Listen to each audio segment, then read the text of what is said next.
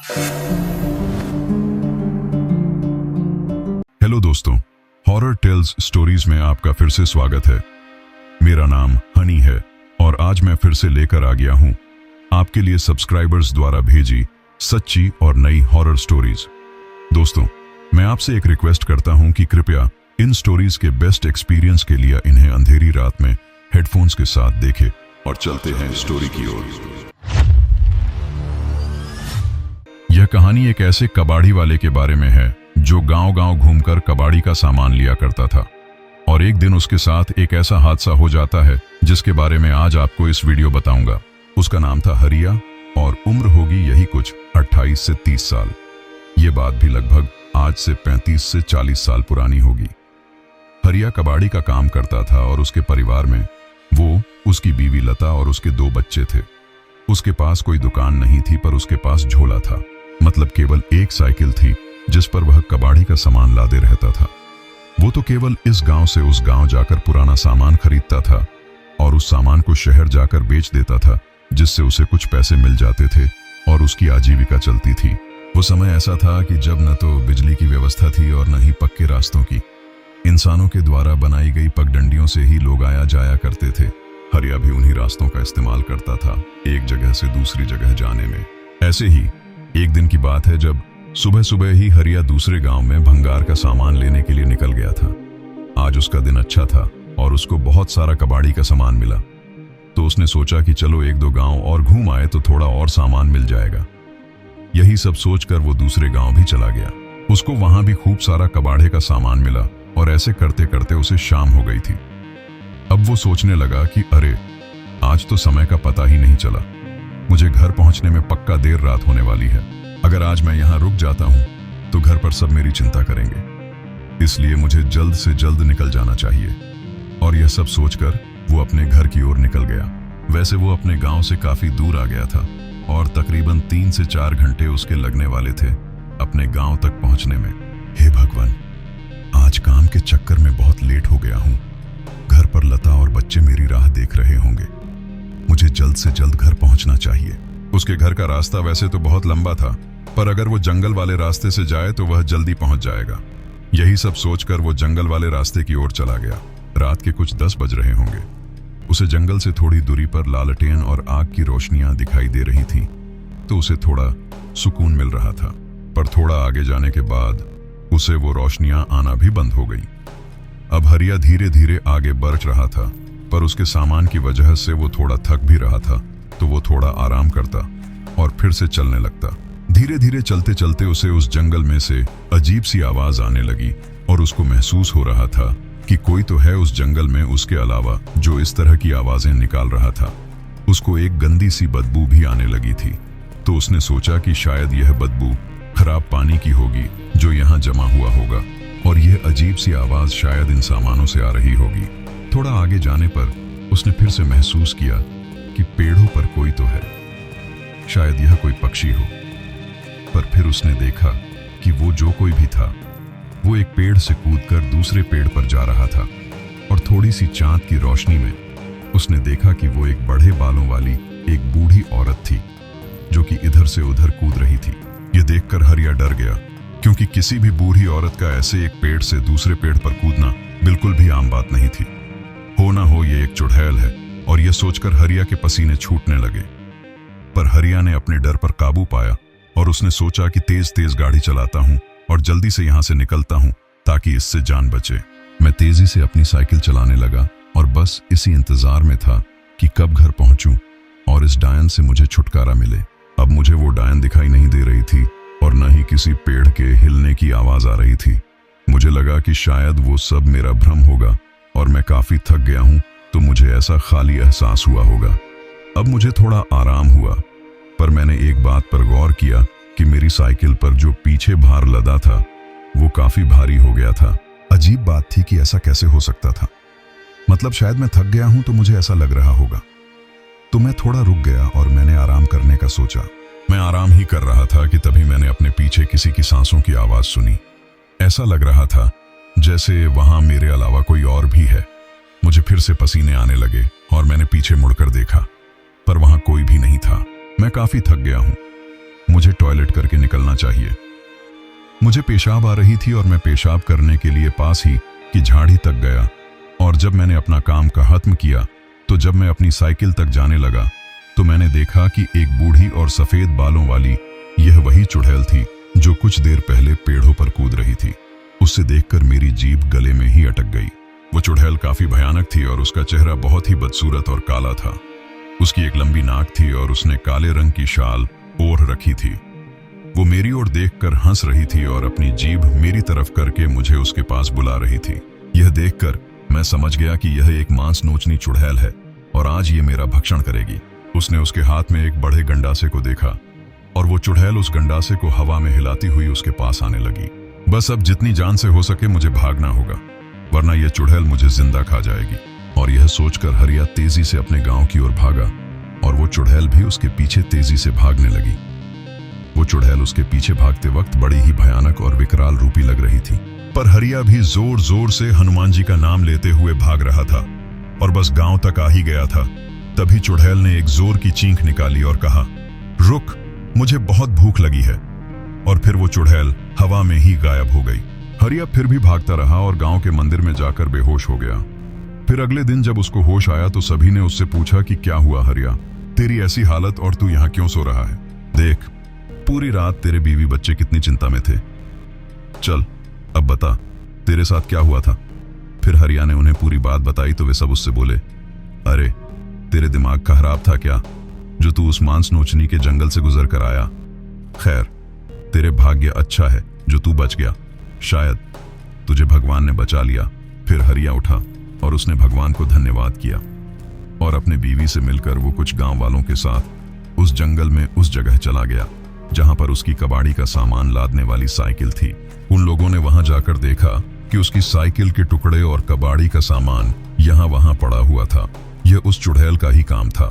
हरिया उस दिन बच गया और फिर उसने गांठ बांध ली कि अब वो इस जंगल में कभी नहीं आएगा। दूसरी कहानी।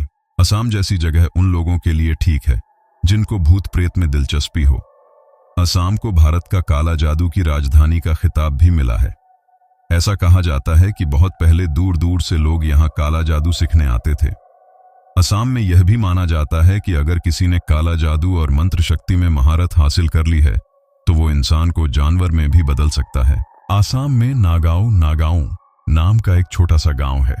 इस गांव में काले जादू की कोई सीमा नहीं। यहाँ जानवरों और पंछियों की बलि दी जाती है। सबसे ज्यादा हर अमावस की रात में शाम 6 से 9 बजे के बीच पंछियों की बलि दी जाती है। रात को तो जैसे इन मरे हुए पंछियों की बारिश होती है। बहादुर से बहादुर इंसान भी यह दृश्य देखकर डर जाए। वैज्ञानिक भी कभी इन चीजों का पता नहीं लगा पाए। यह वारदात कुछ 10 साल पहले की है। नगांव में अपने परिवार के साथ काया नामक लड़की रहती थी। वो 16 साल की स्कूल पढ़ने वाली युवती, जिसके बचपन से ही आकर्षित रूप की चर्चा गांव भर में थी। गांव के कई मर्द काया की सुंदरता को देख मोहित हो जाते। उसका जवान हुस्न, नीली आंखें और गोरा रंग देखकर मर्दों की बुरी नजर अक्सर उस पर रहती। एक दिन जब काया स्कूल से घर को लौट रही थी तब गांव के 4 आदमियों ने उसे अगवा कर लिया। अक्सर काया के आने जाने का समय उनको पता होता। वो 4 आदमी काया को एक छोटे से घर में ले गए और वहां 4 दिनों तक लगातार उसका रेप किया। 4 दिनों तक उन चारों ने काया को बहुत नोचा और उस पर अत्याचार भी किया। 5वें दिन तड़पते हुए काया ने दम तोड़ दिया। उन 4 आदमियों ने काया की लाश को उसी घर में जला दिया और उस घर को बंद कर दिया। गांव में किसी को पता भी नहीं चला इस दुर्घटना का। काया की लाश जलकर राख हो गई।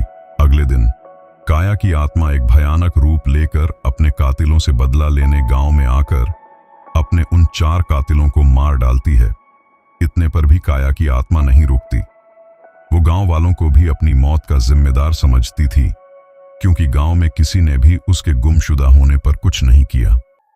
आधी रात को जैसे जोर से रोना और हंसना, बंबू की लकड़ी यों का कटकर गिरना, पायल की आवाज और घरों की छतों पर पत्थर फेंकना, यह सब काया की आत्मा का आतंक था। गांव वालों ने तांत्रिक को बुलाया और तांत्रिक ने उसी घर में जहां काया की मौत हुई थी वहां जाकर मंत्र तंत्र फूके और काया की आत्मा को वश में किया। तांत्रिक ने एक अभिमंत्रित कील उस घर की एक दीवार पर ठोक दी, जिससे काया की आत्मा उस घर में कैद हो गई। तांत्रिक ने गांव में सबको इस शापित घर से दूर रहने की चेतावनी दी। काफी सालों तक काया के आतंक से गांव मुक्त रहा। फिर एक दिन दो सैनिक फैसला और किशन अपनी आर्मी की ट्रेनिंग खत्म करके अपने घर वापस जा रहे थे। रास्ते में नगांव से गुजरते हुए उनकी जीप अचानक उसी शापित घर के बाहर बदकिस्मती से बंद पड़ जाती है। फैसल ने किशन से कहा, रात बहुत हो चुकी है और दूर दूर तक कोई गांव वाला नहीं दिखाई दे रहा। किशन ने जवाब दिया, हाँ यार फैसल, इतनी रात को कौन हमारी मदद करने आएगा। वो दोनों बात कर ही रहे थे कि एक बुढ़ा आदमी हाथ में लाठी लेकर उनके सामने से गुजर रहा था। वो अपनी ही धुन में चला जा रहा था। किशन ने उस बूढ़े आदमी को रोका और कहा, अरे चाचा, यहाँ कोई कार मैकेनिक मिलेगा?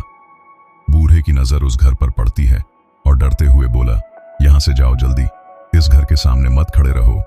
ये कहकर बूढ़ा तेजी से चलने लगा। फैसल और किशन ये देख हैरान हुए। किशन ने कहा, अरे इनको क्या हो गया? मैकेनिक का तो बताया नहीं और ऐसे ही चले गए। फैसल की नजर उस शापित घर पर पड़ती है और वह बोला, चल यार किशन, आज की रात इसी घर में गुजारते हैं और कल सुबह जल्दी निकल जाएंगे। किशन मान जाता है और दोनों उस शापित घर में चले जाते हैं। वो दोनों सेना के सिपाही थे, तो ऐसी बंद जगहों से कहां डरने वाले थे। जो देश की रक्षा करते हैं उन्हें ऐसी जगह से कोई फर्क नहीं पड़ता। उनका मोबाइल नेटवर्क ना चलने से वो दोनों अपने घर वालों को खबर नहीं दे सके। फैसल अपना सामान का बैग गलती से उसी कील पर टांग देता है जो तांत्रिक ने सालों पहले घर के अंदर ठोका था। बैग का वजन भारी था तो कील और फैसल का बैग दोनों ही जमीन पे गिर जाते हैं। फैसल इसको नजरअंदाज कर कील को एक तरफ फेंकता है और अपना भारी बैग एक जगह रख देता है। दोनों सो गए और 1 घंटे बाद एक लड़की की जोर से रोने की आवाजें आने लगी। किशन की नींद खुली और उसने देखा कि एक लड़की बहुत डरावने भूतिया रूप में उसके सामने खड़ी थी। फैसल की गलती से काया की आत्मा आजाद हो गई और अब वो किशन के सामने खड़ी थी। काया ने गुस्से से बोला, चले जाओ वरना तुम भी मरोगे। किशन एक आर्मी सैनिक होने के नाते नहीं डरा। काया की आत्मा ने सोते हुए फैसल को हवा में ऊपर उठा लिया और कहा, तेरे दोस्त को मार डालूंगी, चले जाओ तुम दोनों। काया ने फैसल को नीचे जमीन पर पटक दिया और फैसल की नींद खुली। फैसल को सर पर चोट लग गई और उसने भी काया की आत्मा को देखा और बोला, किशन चल यहां से भाग चलें। वो बूढ़ा आदमी भी इस घर की तरफ इशारा कर चले जाने को बोल रहा था, पर हमने ही उसकी बात पर ध्यान नहीं दिया। किशन और फैसल अपना सामान लिए उस शापित घर को छोड़ भागने लगते हैं। रास्ते में उन्हें एक गांव दिखा और वहां स्थित एक शिव मंदिर भी। किशन ने कहा, फैसल आज रात इस मंदिर के बाहर गुजार लेते हैं, यही एक सुरक्षित जगह है। फैसल किशन की बात मान गया और दोनों वहीं मंदिर के बाहर आसरा लेते हैं। कुछ देर बाद एक सिद्ध साधु वहां से गुजरे और उनकी नजर किशन और फैसल पर पड़ी। साधु ने उन दोनों को तसल्ली देते हुए कहा, यह एक सुरक्षित जगह है, उस लड़की की आत्मा से तुम्हारी रक्षा होगी। किशन और फैसल आश्चर्यचकित होकर खड़े हुए और किशन ने कहा, साधु महाराज, आपको कैसे पता हमारी हालत के बारे में? साधु ने हंसकर जवाब दिया, इस गांव के हर कोने से मैं वाकिफ हूं। तुम दोनों की यह दुर्दशा की और क्या वजह हो सकती है? किशन और फैसल अनजान थे कि कुछ दिन पहले ही एक सिद्ध साधु नगांव के शिव मंदिर में आए। काले जादू से पीड़ित लोगों की मदद और अपनी सिद्धियों से वो अतृप्त आत्मा को मुक्ति दिलाते थे। इसलिए उन दोनों की हालत साधु देखते ही पहचान गए। किशन और फैसल ने अपने साथ हुई भूतिया घटना के बारे में साधु को सब बताया। साधु ने सब सुनकर कहा, हम्मा, तुम दोनों इस नागांव के भूतिया किस्सों से अनजान हो। तुम्हारा भूत प्रेतों से कभी सामना नहीं हुआ, इसीलिए उस घर में चले गए। तुम दोनों अभी मेरे साथ उस घर में चलो, क्योंकि ऐसी आत्माएं इतनी आसानी से पीछा नहीं छोड़ती। फैसल, किशन और साधु उस घर में जाते हैं। घर के अंदर जाते ही साधु की नजर जमीन पे गिरे उस कील पर गई। उस कील को हाथ में लेकर साधु ने अपने दिव्य दृष्टि से कील और उस आत्मा का रहस्य पता लगाया। फैसल ने कहा, अरे यह तो वही कील है जिस पर मैंने अपने भारी बैग टांगा था और वजन के कारण ही कील और बैग जमीन पर गिर गए। साधु ने कहा, यही तो गलत हुआ और वो आत्मा आजाद हो गई। इस कील ने उसे इस घर में बांध रखा था। ये एक शापित घर है और इस शापित घर में कैद आत्मा का नाम है काया। साधु ने उस शापित घर और काया की दर्दनाक कहानी किशन और फैसल को सुनाई। किशन और फैसल सुनकर बहुत दुखी हुए। किशन ने साधु से पूछा, तो अब क्या किया जाए साधु महाराज? साधु ने जवाब दिया, एक उपाय है। फैसल ने कहा, आप जो कहो साधु महाराज। अब तो हम भी उस लड़की की आत्मा को मुक्ति दिलाना चाहते हैं। साधु ने कहा, जब किसी इंसान के मरने के बाद अगर उसके अंतिम विधि या श्राद्ध के पूरे नियम ना किए हों तो उसकी आत्मा भटकती है, और यह तो नाबालिग लड़की की आत्मा है। इससे पहले कि काया आतंक मचाए, उसके शरीर की राख और हड्डियां इसी घर में है। उन्हें ढूंढो और इस खाली कलश में डाल दो, और यह गंगा जल भी उसकी राख पर छिड़क कर बंद कर देना। साधु ने खाली कलश किशन को दिया और गंगा जल वाला कलश फैसल को। किशन और फैसल अपने मोबाइल की टॉर्च लाइट चालू कर काया की राख ढूंढने लगे, और दूसरी तरफ काया की आत्मा गांव में फिर से तबाही शुरू कर देती है। कुछ देर बाद उन दोनों को एक कोने में काया की राख और हड्डियां मिली। किशन ने काया की राख को खाली कलश में डाल दिया और फैसल ने उस पर गंगा जल छिड़क दिया। इस काम को करते करते पूरी रात निकल गई और दिन भी चढ़ गया। दोनों उस कलश को साधु के पास ले गए। साधु ने कहा, अब हमें इन अस्थियों को जल में विसर्जित करना होगा, तभी काया की आत्मा को मुक्ति मिलेगी। साधु, किशन और फैसल गांव के शिव मंदिर में काया की आत्मा की शांति के लिए हवन करते हैं। फिर मंदिर के पीछे की नदी में काया की अस्थि विसर्जन कर देते हैं। काया की आत्मा उस वक्त अपने इंसानी रूप में आकर किशन और फैसल से कहती है, आप दोनों का बहुत धन्यवाद। दुनिया में मेरी जैसी बहुत लड़कियां हैं जिनको इंसाफ नहीं मिलता और सालों तक भटकती है। यह कहकर काया की आत्मा गायब हो जाती है। इस प्रकार काया की आत्मा हमेशा के लिए मुक्त हो जाती है। तीसरी कहानी।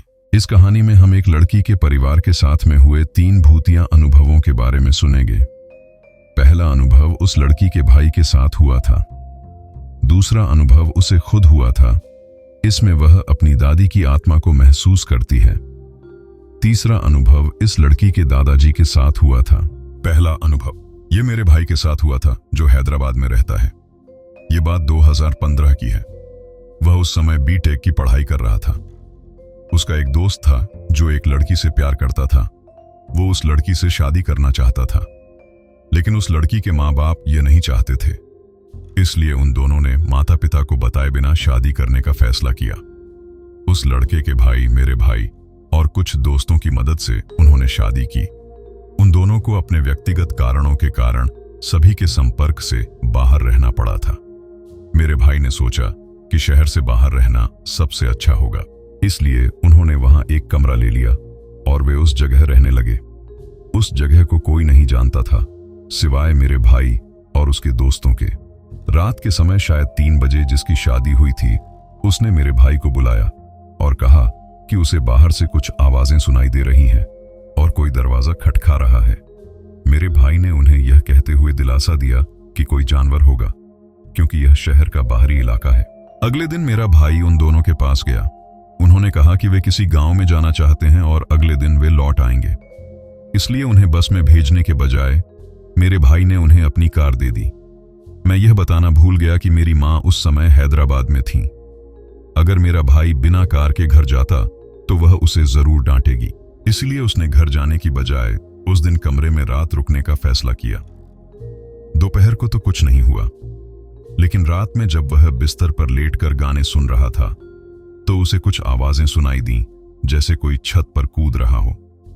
उसने सोचा कि शायद ईयरफोन में कोई खराबी होगी और उसने इस बात को नजरअंदाज कर दिया, और कुछ समय बाद उसने हेडफोन को हटा दिया क्योंकि उसे नींद आ रही थी।